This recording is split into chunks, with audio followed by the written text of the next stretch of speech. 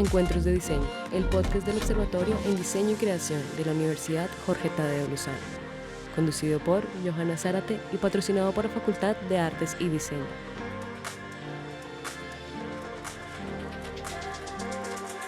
En cada episodio encontrarás temas de diferentes disciplinas que nos permitan charlar entre amigos sobre, para y por los encuentros de diseño.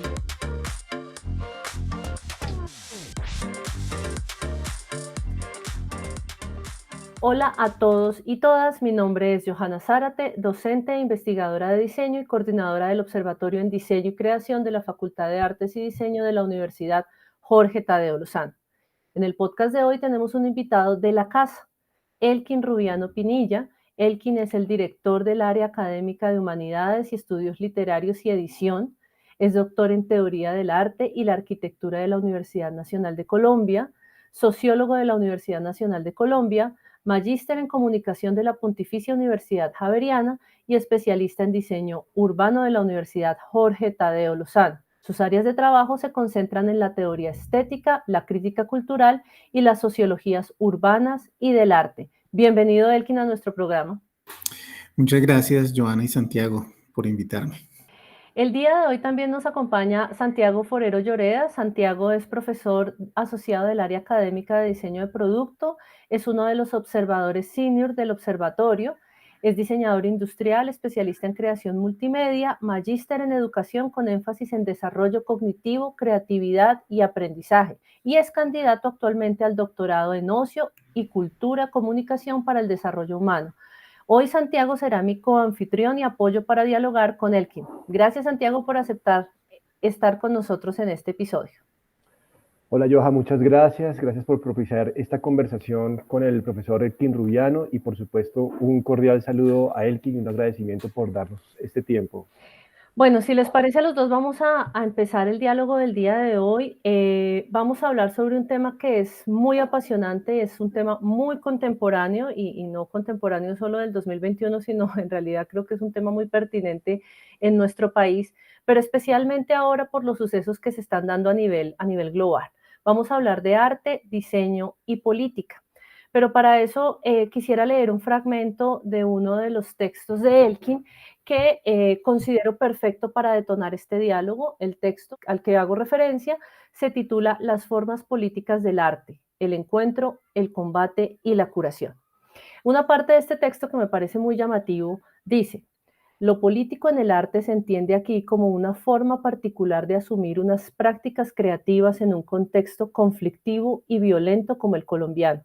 Es decir, lo político en el arte remite a unas formas sensibles, específicas, que construyen tanto la función del artista como la comunidad a la que se remite. A las tres formas le corresponden tres papeles creativos: el artista sacerdote, el artista hereje y el artista curandero. Y a su vez, tres formas de comunidad: la comunidad congregada en la plegaria, la ciudadanía concientizada por el panfleto y la comunidad reconfigurada a partir del lazo social construido por el arte. Elkin, ¿podrías por favor ampliarnos un poco más sobre el contexto de dicha reflexión, esta noción de lo político en el arte? Bueno, lo contextual es que esas tres categorías que construí, que podrían ser arquetípicas, el artista como sacerdote, el artista como hereje y el artista como curandero, serían como tres figuras arquetípicas, las construí teniendo como referencia el campo artístico colombiano y lo que se ha hecho tal vez en las dos últimas décadas en relación con el conflicto armado en Colombia. Entonces, digamos que logré como detectar tres tendencias y tres modos de hacer artístico que se pueden considerar políticos. El del artista como sacerdote que congrega a la comunidad en la plegaria, pues ahí podríamos estar pensando perfectamente en Doris Salcedo y específicamente en las acciones de duelo que Doris Salcedo ha realizado en el espacio público, como en la Plaza de Bolívar, que ha realizado por lo menos 3 o 4, pero desde el 2016, bueno, en 2016 hizo una, en 2019 hizo otra, ¿no? Entonces, lo que aparece aquí, si uno piensa en Doris Salcedo, es un tipo de arte que congrega, que invita al silencio, pero otra característica es que es un tipo de arte que ha renunciado a la representación. como estrategia retórica del arte. Para decirlo de manera sencilla, si un artista piensa en las víctimas de manera mimética o representacional, lo que hace es mostrar el sufrimiento de las víctimas mediante una fotografía, mediante una pintura, mediante una escultura, y sobre eso hay una tradición larga en Colombia desde la década del 40. No mostrar el sufrimiento de la víctima o mostrar el salvajismo de los victimarios. ¿No? Artistas como Doris Salcedo renuncian a lo representacional y lo mimético a partir de una justificación, y es que cuando estamos hablando de barbarie, como por ejemplo el Holocausto o las masacres en Colombia, lo que experimentan las personas y las comunidades es de tal dimensión y de tal choque que no hay posibilidad para decir qué es lo que se ocurrió. No es posible decirlo con los recursos ordinarios que tenemos para dar cuenta del mundo, el lenguaje y lo simbólico. Es decir, el evento es tan grande, resumámoslo de esta manera, que resulta difícil imaginarlo. Y como resulta difícil imaginarlo, no se puede representar. Entonces, si están familiarizados con Doris Salcedo, ustedes se percatarán que Doris Salcedo recurre a la materia y lo que dice la propia materia, pero no recurre, por ejemplo, a fotografías, a retratos, etcétera, que es otra manera también de actuar en estos contextos, ¿no? Entonces, podríamos decir que el terreno en el que opera Doris Salcedo y su política artística tiene que ver con lo que se conoce como lo sublime, ¿no? Y lo sublime es lo irrepresentable, lo que no tiene forma, lo que es informe, porque resulta infinito, insondable, inimaginable, y ella misma utiliza esta palabra. Pero lo otro es que precisamente lo que busca con sus acciones de duelo, como tal, es convertirse como en una forma de sustituir el ritual funerario, que no es posible cuando hablamos de desaparición forzada en Colombia. Y por eso si también uno hace rápidamente como una enumeración de las obras de Doris Salcedo, como la obra de 1992 que se llama Unos zapatos, que ella coloca, hace un falso nicho en las paredes y coloca zapatos y cubre el falso nicho con vejiga de vaca, atrabiliario se llama la obra, ¿no? Desde ahí uno se da cuenta que renuncia a la representación para utilizar más bien una figura retórica que se llama una figura metonímica, ¿no? Y lo metonímico quiere decir que, y eso sería lo político allí, lo metonímico es sustituir el todo por la parte, o la parte por el todo. Cuando expone esos zapatos reales que pertenecieron a personas que fueron usadas, pues realmente los zapatos, ese fragmento, lo que hacen es hacer presente aquel que está ausente, la persona. Y realmente los zapatos terminan teniendo, digamos, ese carácter antropomórfico. Son personas colocadas en un nicho, colocadas en una tumba, ¿no? Y si seguimos, pues rápidamente, lo de 2016, sumando ausencias en la Plaza de Bolívar, que fue tejer 1900 mantas blancas, y sobre cada manta, sobre cada sábana, por decirlo así, colocaba el nombre cenizas de víctimas del conflicto armado. Lo que se ponía allí también en evidencia era como una suerte de mortaja. Si el zapato entra al nicho, que es como una fosa común, la mortaja lo que indica es que va a arropar ese cuerpo desaparecido.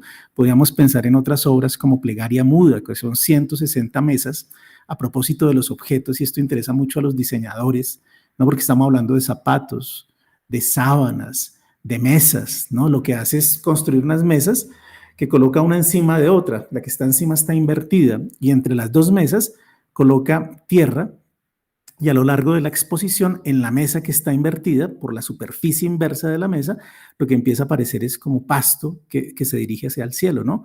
Algo tan delicado y tan frágil ha tenido la potencia de penetrar esa materia, ¿no? Y nuevamente, ahí solo hice 3 referencias muy rápidas a cuestiones en torno a lo funerario, ¿no? Atrabiliares, los zapatos que están en una fosa, Plegaria Muda, que hace referencia a los mal llamados falsos positivos, y es una obra que trabajó o que hizo a partir de una conversación que tuvo con las madres de Soacha, ¿no? Y cuando se ve, por ejemplo, esas 160 mesas extendidas en el espacio de exhibición, lo que simulan siempre es como un cementerio, ¿no? Y si se camina por allí es como si se estuviera caminando en un cementerio, de modo que todas estas referencias unidas a la muerte, a la imposibilidad de realizar el duelo, hacer acciones públicas de duelo, remiten a esa idea de la plegaria del silencio, de la oración, y que independientemente de las diferencias entre las partes del conflicto, podemos unirnos en esa plegaria,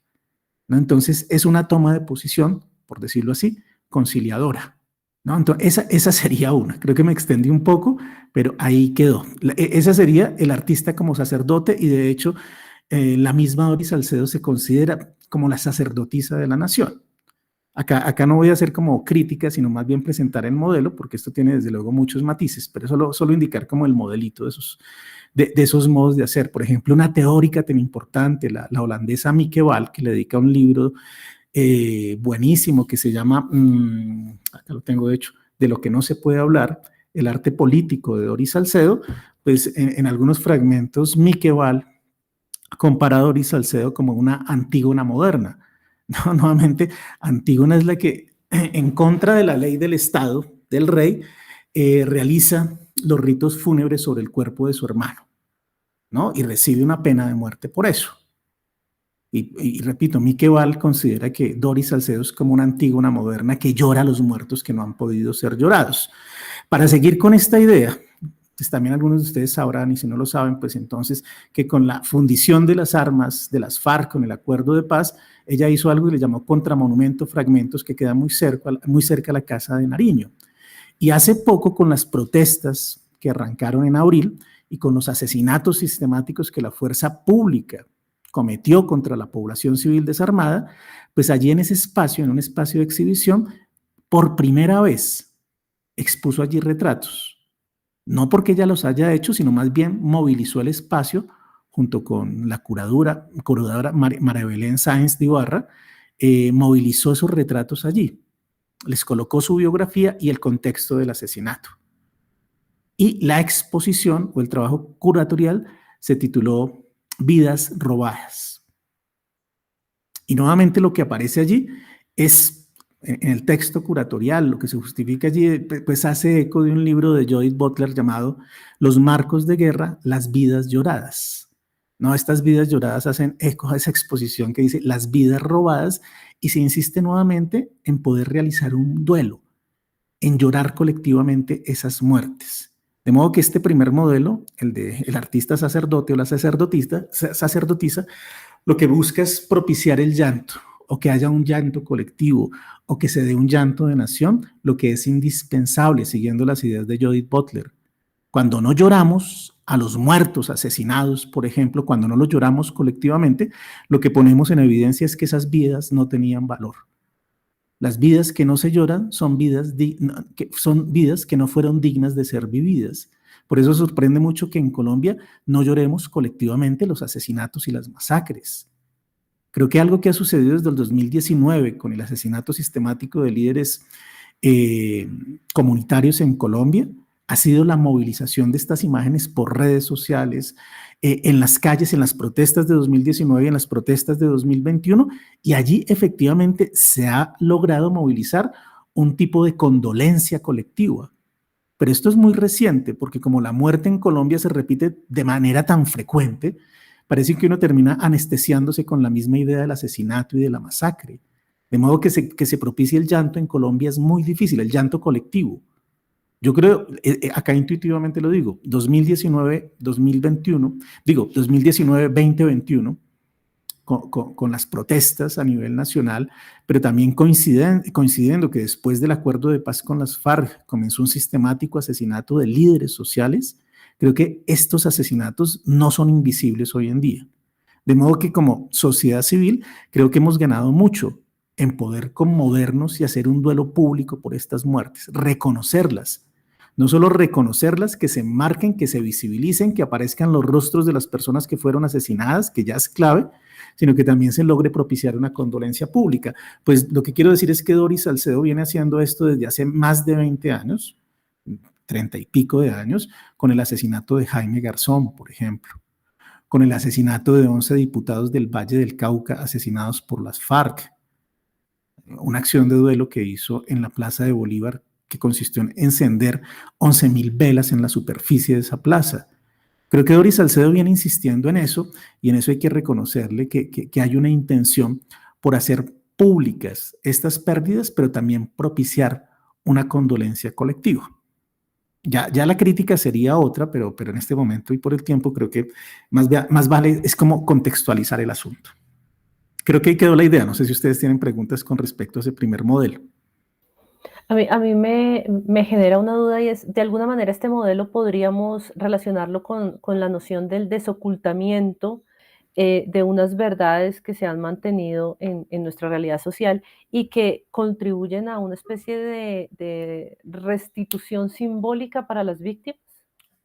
Podría ser un aspecto, el de restitución simbólica, creo que tiene que ver con lo siguiente, que tener marcos públicos para esos asesinatos y esas desapariciones es fundamental para la verdad, pero también fundamental como apoyo a los familiares de las víctimas, familiares y sobrevivientes, de hecho, ¿no? Hacer público esto y hacerlo visible. Repito, digámoslo con Judith Butler, ¿no?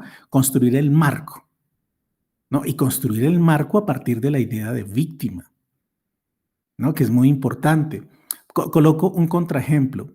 El infame asesinato de cadetes en Bogotá en la escuela de cadetes General Santander, en el sur de Bogotá. Eso ocurrió creo que 2019. Y eso que fue un carro bomba que entró allá y asesinó ya no recuerdo cuántos muchachos, jóvenes, cadetes, pobres, pues fueron muertes infames. Lo que sucedió allí con los medios de comunicación fue muy importante, que fue dar el rostro de estos soldados que son víctimas, entrevistar a sus familiares, indicar los sueños que fueron truncados, etcétera. Es decir, darle un valor a esa vida. Eso mismo que se hizo con los cadetes debería suceder con cada víctima del conflicto, con cada víctima, porque fueron víctimas los cadetes. Sin embargo, el discurso institucional y del presidente Iván Duque en ese momento fue convertirlos en héroes. Y convertirlos en héroes no era hacerles justicia, porque eran muchachos en camiseta blanca, sin armas, trotando, que fueron víctimas. No había ningún acto heroico en esa muerte, de modo que incluso no reconocer el hecho de víctimas por cuestiones ideológicas también es perjudicial, ¿no? Entonces el marco institucional era convertir en héroe a quien realmente era víctima. Y también podríamos extender que institucionalmente se construye el marco de delincuente y de vándalo quien realmente fue una víctima, que es lo que estamos experimentando en los últimos meses, ¿no? Entonces el marco es indispensable y creo que las prácticas creativas, no solo el arte como Doris Salcedo, sino en general el graffiti, los murales, ayudan a construir esos marcos que indican que ahí que se cometió una injusticia, que hay unos perpetradores irresponsables, que es la fuerza pública, y que esas vidas no debieron ser cegadas, ¿no? Entonces fíjense que el marco es muy importante y repito, aquí las prácticas creativas han construido un marco que parece adecuado con respecto a esos asesinatos, porque el marco institucional es negar esos asesinatos, convertirlos en muertes por ajustes de cuentas o como dijo creo que un ministro de Defensa, por líos de faldas, pues así de infame puede llegar a ser el asunto, ¿no? Entonces creo que resistirse y construir unas imágenes que le den valor a esas vidas es muy importante y por allí pasa no solo el arte, sino pasan distintas formas creativas. En ese sentido es que, con respecto a la pregunta que tú hacías, que se podría hablar como de algún tipo de verdad o de restitución a las víctimas y los sobrevivientes. Continuando un poco como con esa última reflexión para establecer como un marco, un contexto, desde tu perspectiva, digamos, ¿cuáles podrían ser esas principales discusiones que está proponiendo el pensamiento artístico, si lo pudiéramos llamar de esta forma, en el actual panorama político, en donde tenemos una cantidad de inequidades sociales, el pueblo está saliendo realmente a las calles, ya manifestando sus insatisfacciones? Entonces parece ser que en este momento el arte o las manifestaciones artísticas están jugando un papel y un rol importantísimo dentro de esta conciencia social. En ese sentido, pues yo quisiera preguntarte, ¿cuál crees tú en este momento que está siendo el rol de ese pensamiento artístico, de esas manifestaciones artísticas? Un poco creo yo lo que se manifiesta en las calles con el paro en Latinoamérica, en distintas partes del mundo, tendría que ver con el segundo modelo precisamente, que es el artista como hereje. Y hereje acá quiere decir también como que hay un aspecto de subversión, ¿no? Algo se subvierte. Aunque uno sabe que en este contexto decir subversivo inmediatamente lo tildan uno de guerrillero, ¿no? pero subvertir algo es invertir el sentido establecido, ¿no? Y en esa segunda categoría del artista como hereje, el herético, pues una de las estrategias claves, si la primera, la de la congregación, es levantar la plegaria, conmovernos, la segunda lo que realmente busca es denunciar, ¿no? Hay un aspecto de denuncia y ese aspecto de denuncia siempre es muy directo, ¿no? Decir lo que no aparece, por ejemplo, por los flujos establecidos de la comunicación. Lo que no se dice o lo que está mal dicho, decirlo tal cual es, ¿no? Entonces, la denuncia siempre aparece como en estos propósitos y lo que uno ve en las calles es constantemente denuncia. Y una de las maneras muy eficientes de denunciar, por ejemplo, pues el soporte está en las paredes, el graffiti, ¿no? Porque el graffiti tiene un lenguaje directo, mientras que el arte, digamos, el arte un poco críptico, como el de Doris Salcedo, por ejemplo, es inaccesible para la mayor parte de los ciudadanos, que sería un problema, ¿no? Si lo que busca es hacer un duelo público, pues a Doris Salcedo la comprende como una minoría del campo artístico, ¿no? Es un lenguaje muy difícil, mientras que el graffiti, por ejemplo, pues es un lenguaje que está al acceso de todo el mundo, que es directo, que no busca algún tipo de rodeo, ¿no? De una forma específica, sino decir las cosas como son. ¿Quién dio la orden?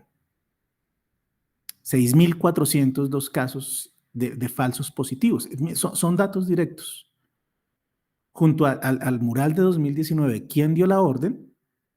Estaban los rostros de 4 militares o 5 militares. De modo que la pregunta ¿quién dio la orden? Era inseparable en ese mismo momento de un señalamiento. ¿No? El quién dio la orden, pues el quién dio la orden sí era una pregunta que quedaba en el aire, ¿no? ¿Quién es el autor intelectual? ¿No? Y se dice en coro, entonces, Álvaro Uribe Vélez.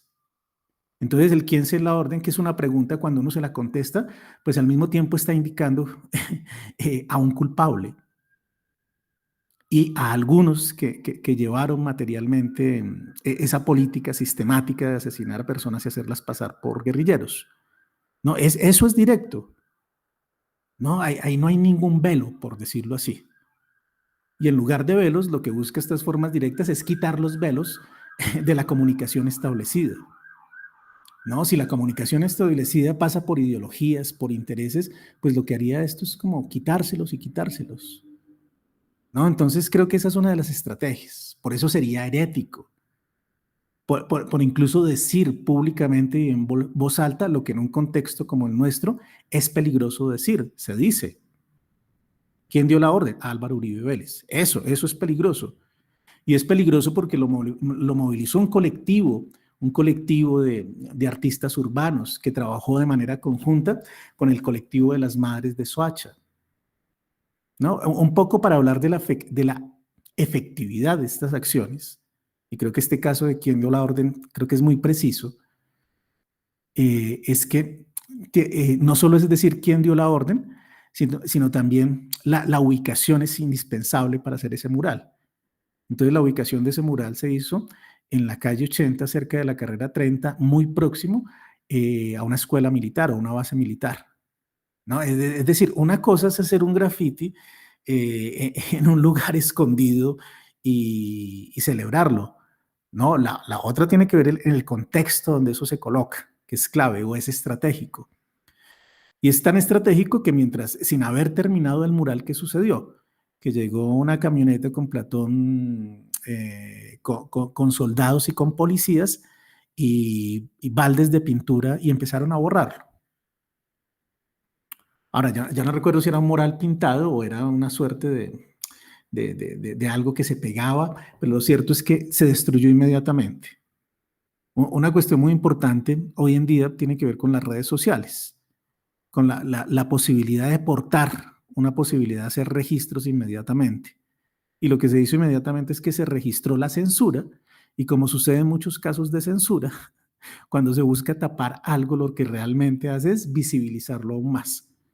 Y lo que sucedió con quien dio la orden es que al siguiente día se viralizó el sticker digitalizado y la gente lo colocó en sus redes, en sus perfiles, cambió su foto de perfil o transformó su foto de perfil. Eso sucedió efectivamente en 2019, tal vez en agosto de 2019.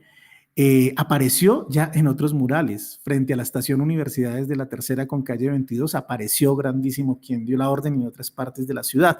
Y cuando llegaron las protestas de 2019, eso que circuló por redes sociales terminó llevándose a la calle, en camisetas, en cachuchas y en bufandas, ¿no? Entonces tuvo una capacidad de réplica muy eficiente.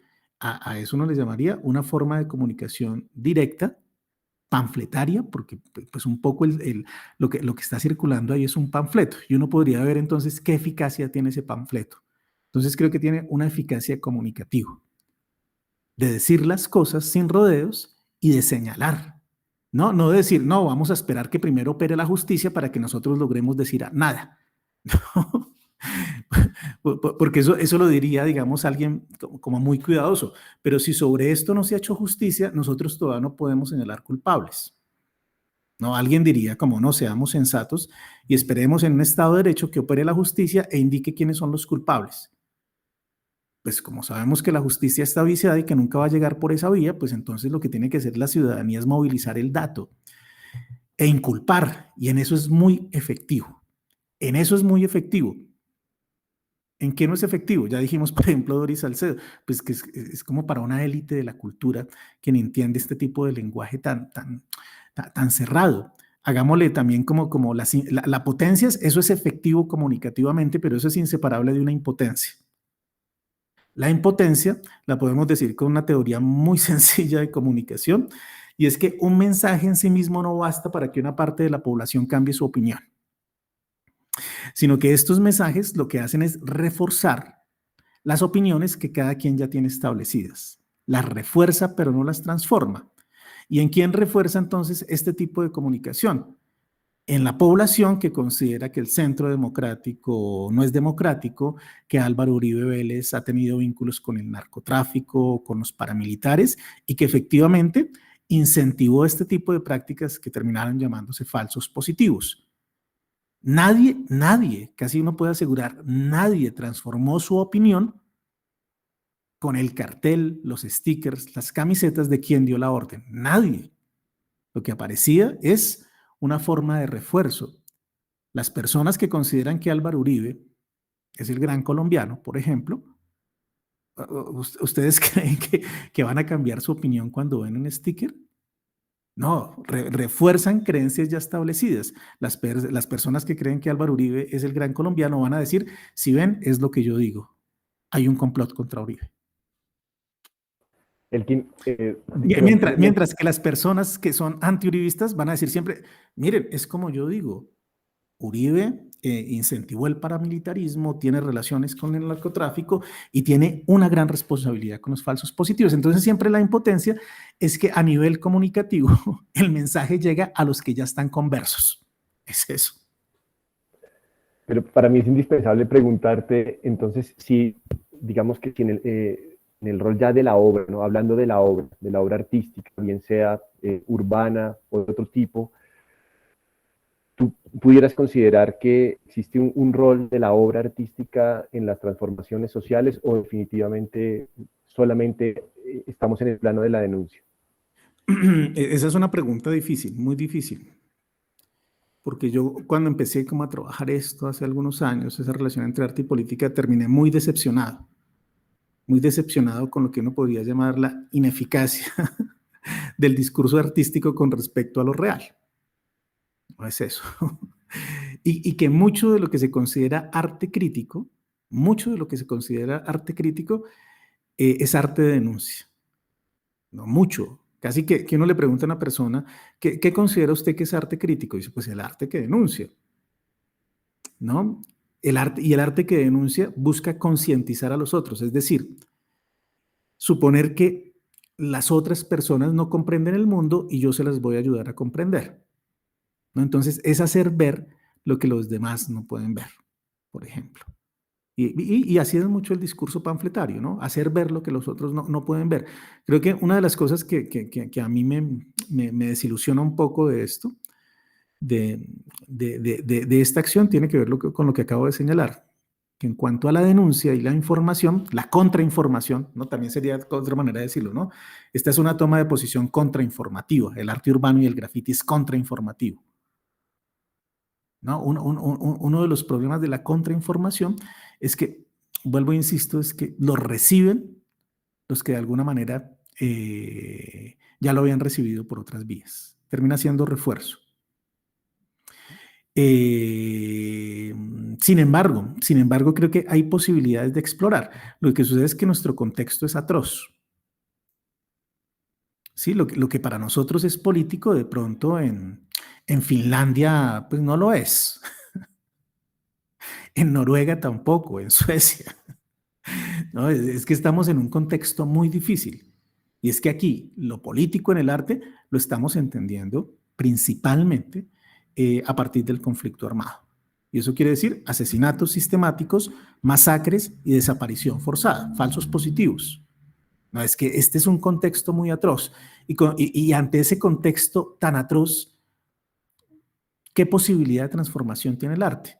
También preguntarse eso sería exigirle al arte algo más allá de lo que puede. ¿No? Entonces también creo que toca tener mesura con respecto a los resultados. ¿No? Esa sería una, que si el arte puede transformar algo, pues, esa es la pregunta que de hecho no se puede plantear como tan claramente. Pero creo que en nuestro contexto debería haber mesura con respecto a lo que se le exige al arte. Voy a plantear una caricatura, pero creo que con esto se nos aclara el asunto.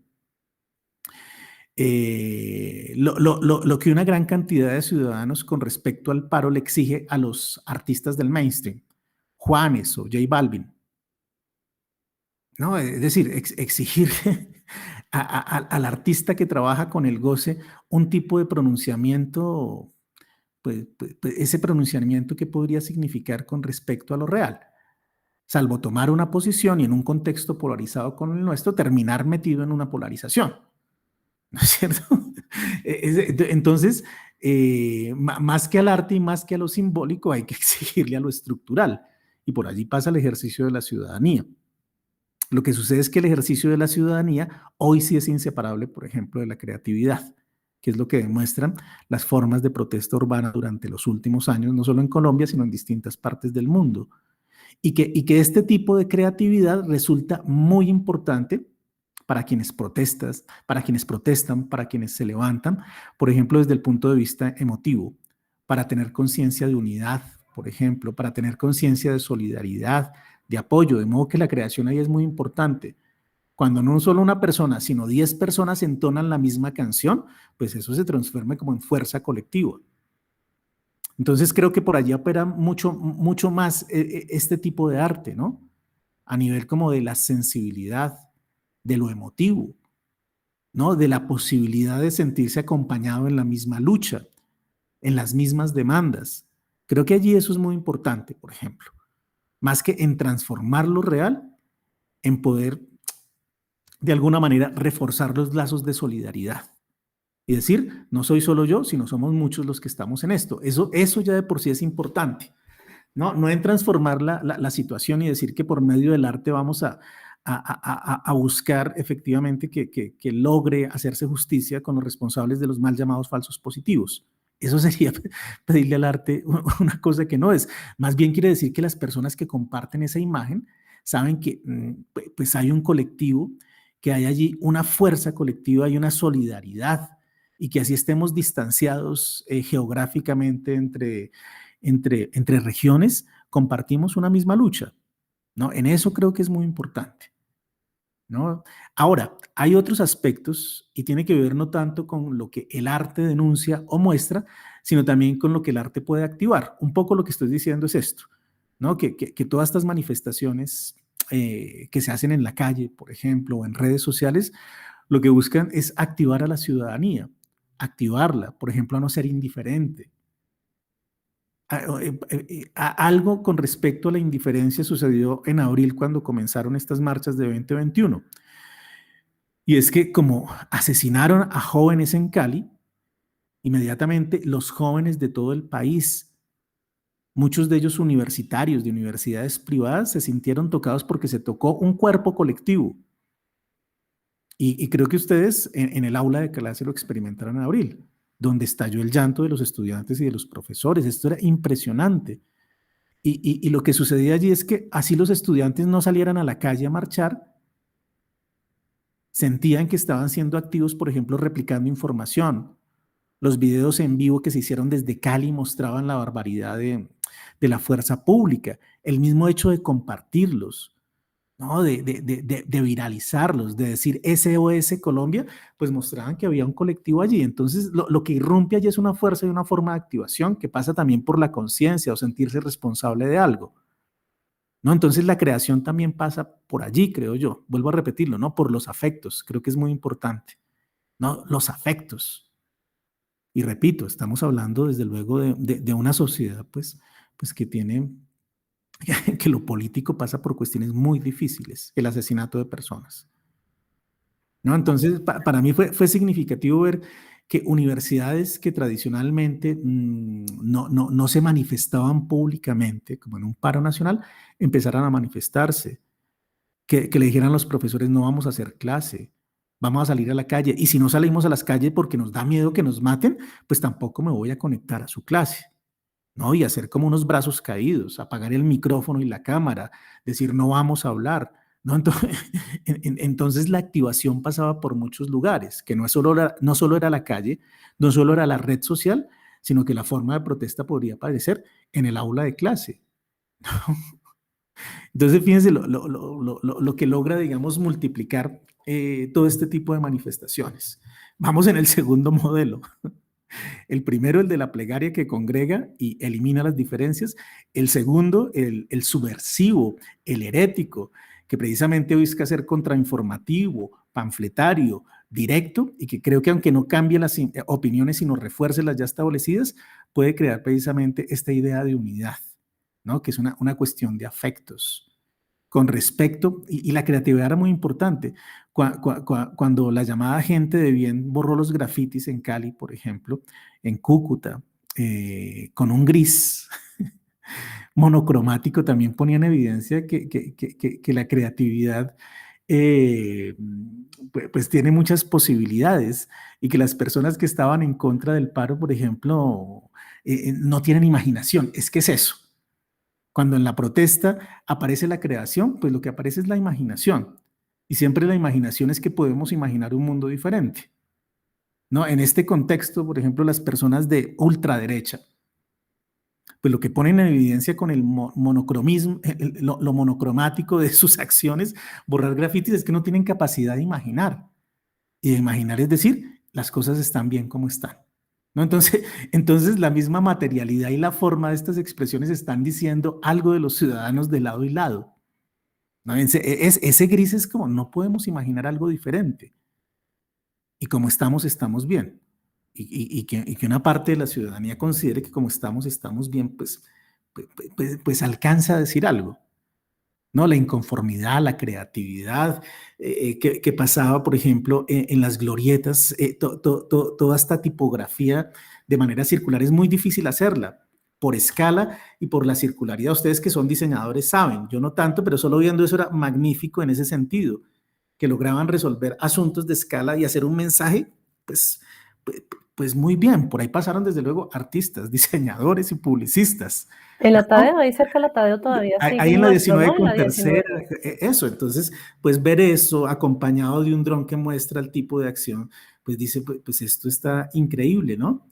¿No? Es un tipo de creación efímera, la pueden borrar, pero lo cierto es que un grupo de personas decidió hacerla y hacer cosas muy complejas, por ejemplo, en ese caso desde el punto de vista tipográfico, ¿no? Cuando en Cali dibujaron el croquis de un mapa de Colombia, los que borraban muros, pues no solo no podían imaginar, dibujar, grafitear, hacer tipografía, sino que fueron incapaces incluso de hacer el mapa de Colombia.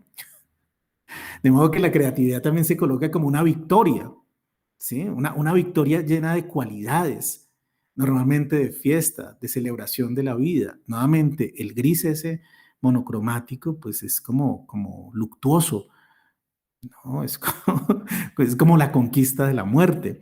De modo que lo creativo también nos dice algo sobre las distintas formas de ciudadanía en nuestro contexto.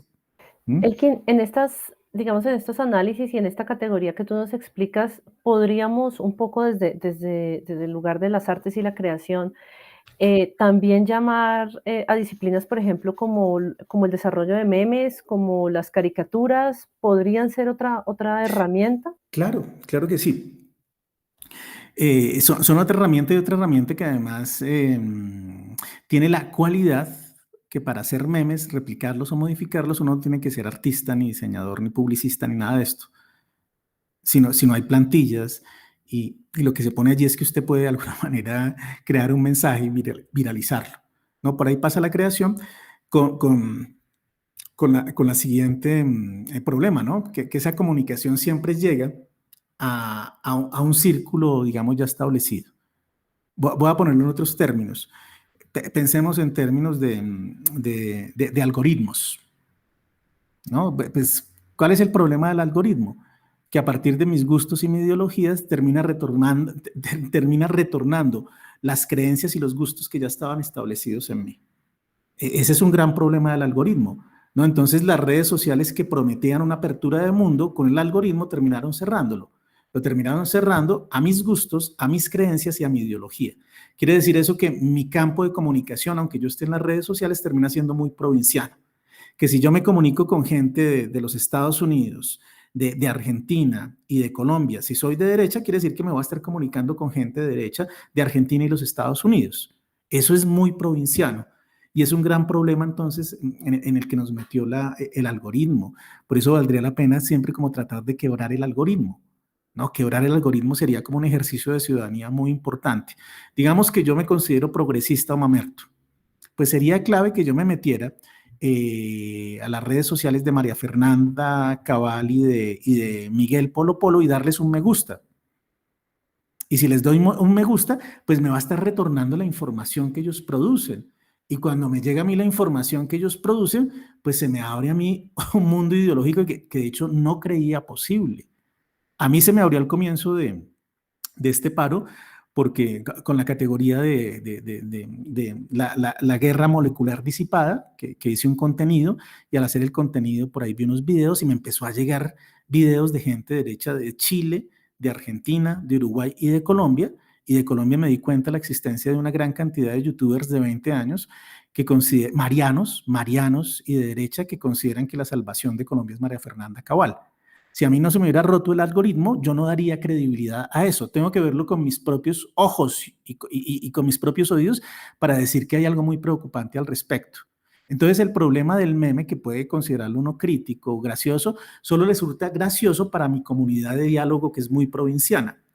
Yo hice un análisis hace como muy rápido, hace 2 años y medio, 3 años, sobre la caricatura, recién se posesionó Duque, ¿no? Y las caricaturas de Matador, y cómo entonces para las personas que ideológicamente están con Matador les produce mucha gracia y revelan una verdad.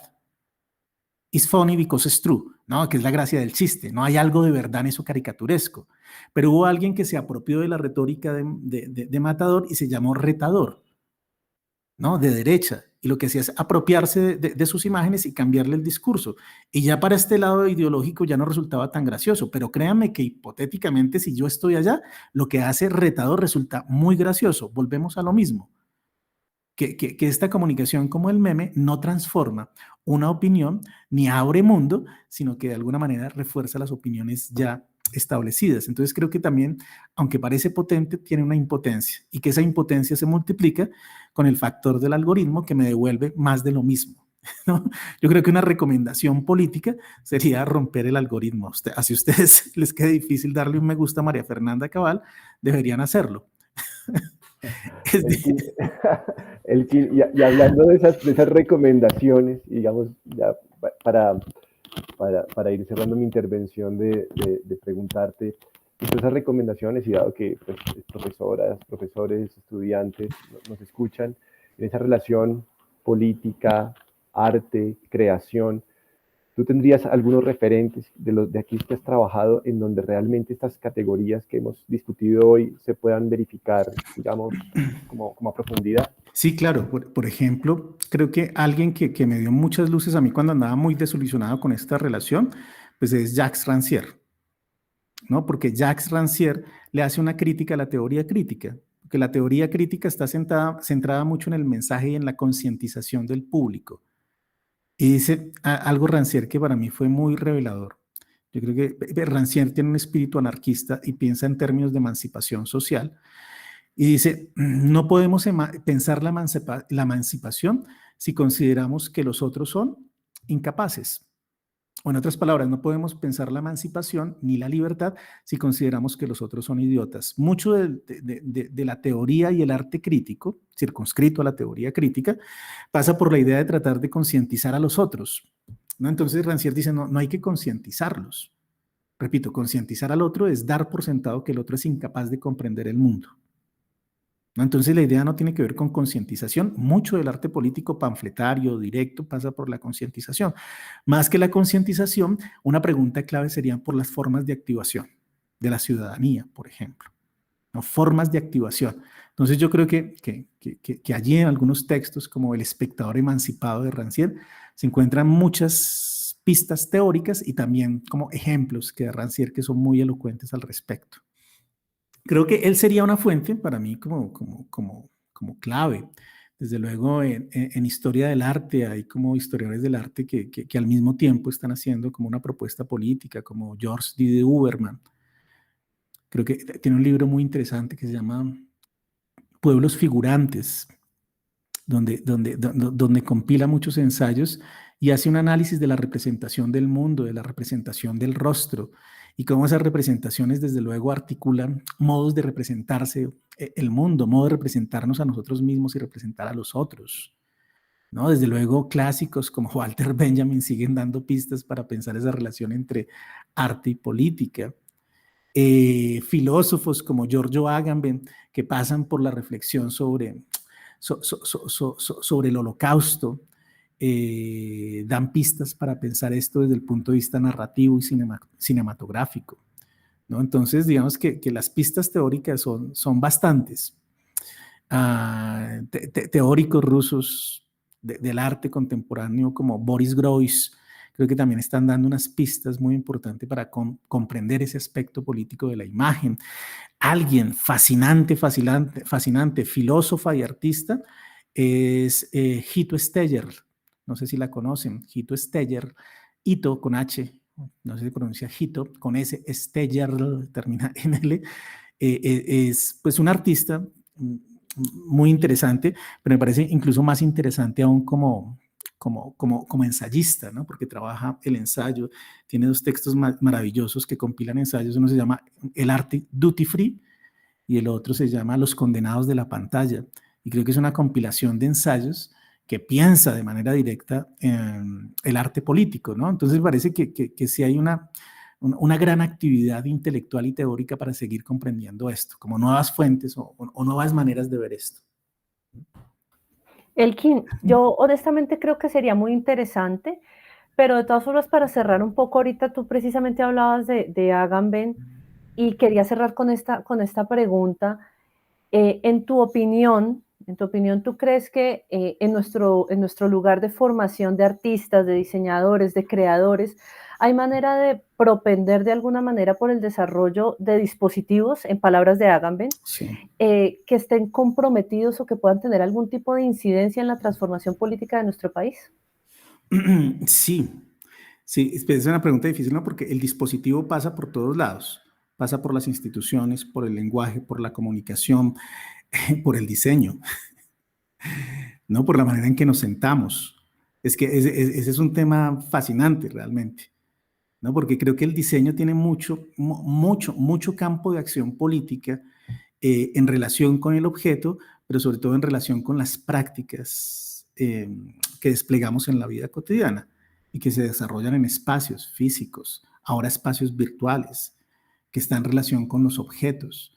Yo, solo para resumir un poco el asunto, no sé si todavía es así, pero recuerdo que un discurso de compromiso social del diseño industrial hace algunos años era la reutilización de los objetos. Yo esperaría que no siga siendo eso, ¿no? Porque la reutilización de los objetos era como enviar un mensaje, no importa cuánta basura produzcamos, igual la vamos a transformar en otro tipo de materia.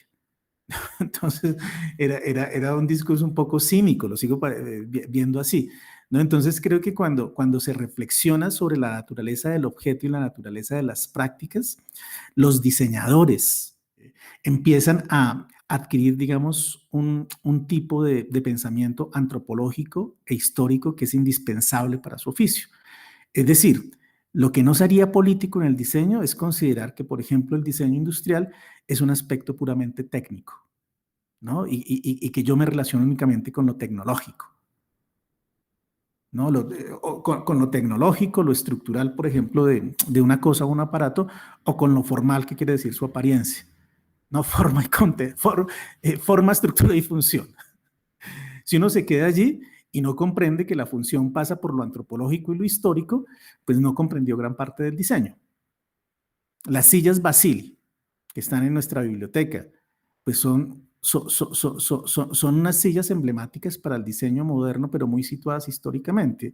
Pero cuando nuestro cuerpo acá, latinoamericano, de baja estatura, se sientan en esas sillas, yo cuando le he dado clase a los estudiantes de diseño, todos se sienten incómodos en esa silla. Es emblemática para la historia del diseño, pero ubicado en países nórdicos para personas con tallas que rondan 1,80. O que alguien de unos 60, unos 65, pues siente que no está como en su casa ni cómodo, ¿no? Entonces creo que todos estos aspectos pondrían en evidencia, por ejemplo, que toca ser muy precavido con un tipo de diseño imperialista, por ejemplo, ¿no? Como creado teórico y funcionalmente en los países industrializados y que los podemos adaptar, ¿no? Recuerdo en un libro, por ejemplo, de Arturo Escobar, que terminó trabajando asuntos de diseño que no he leído, pero sé que existen, los tengo acá en mi biblioteca, pero no los he podido leer.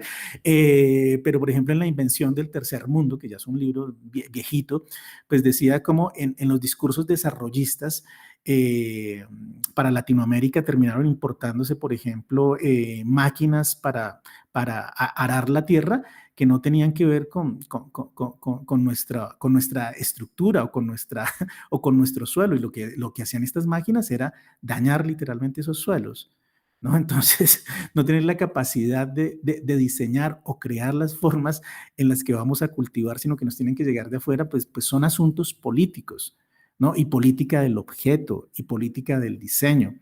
Entonces, creo que hay mucho lugar para hablar de la politización, por ejemplo, del diseño industrial, ¿no? Y la politización, que no se entienda para los que estén escuchando, no es proselitismo ni ideológico, sino comprender un poco la naturaleza del objeto mucho más allá de lo técnico.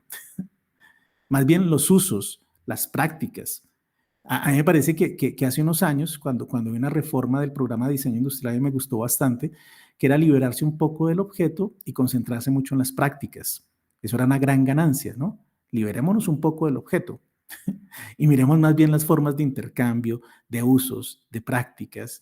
Una estudiante de diseño que estaba haciendo su tesis en un pueblo del Pacífico colombiano, que buscaba cómo hacer que las personas utilizaran agua potable y no agua que producía enfermedades.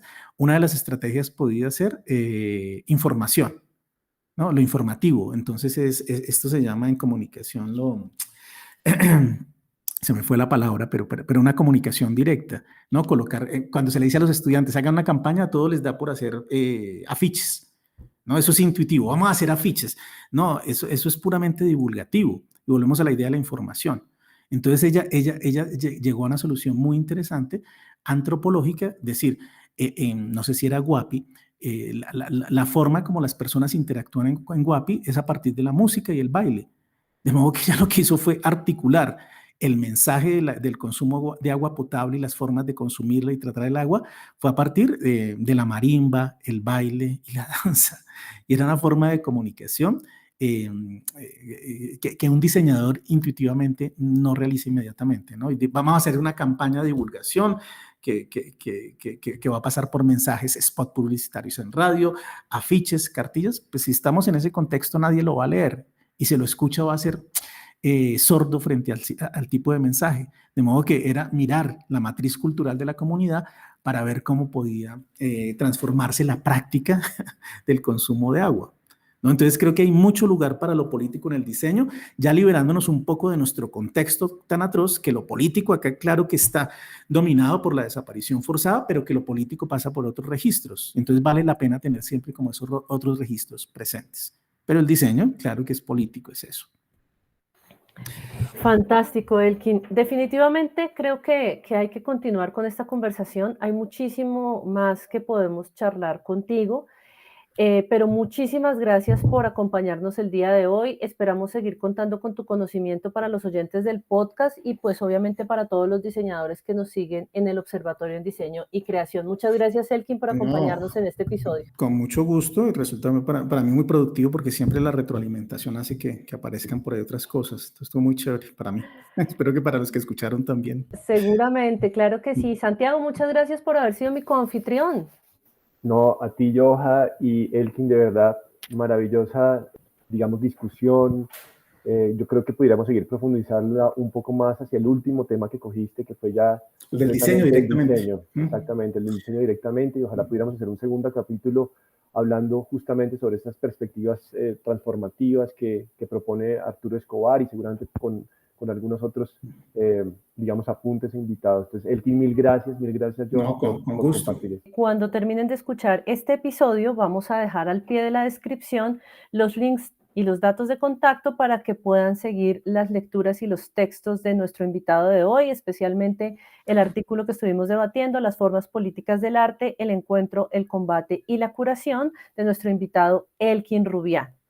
Es interesante escuchar diferentes posturas de la comunidad, de los estudiantes, los docentes, los expertos que nos permiten reflexionar. Esperamos que todos aquellos que escuchen este programa lo escuchen. Es interesante escuchar diferentes posturas de la comunidad, los estudiantes, los docentes y los expertos que nos permiten reflexionar. Esperamos que todos aquellos y aquellas que escuchen este programa lo encuentren enriquecedor. Nos encontramos en una próxima ocasión y si les gustó el programa, compártanlo con sus conocidos. Muchas gracias y nos escuchamos en el próximo episodio de Encuentros de Diseño.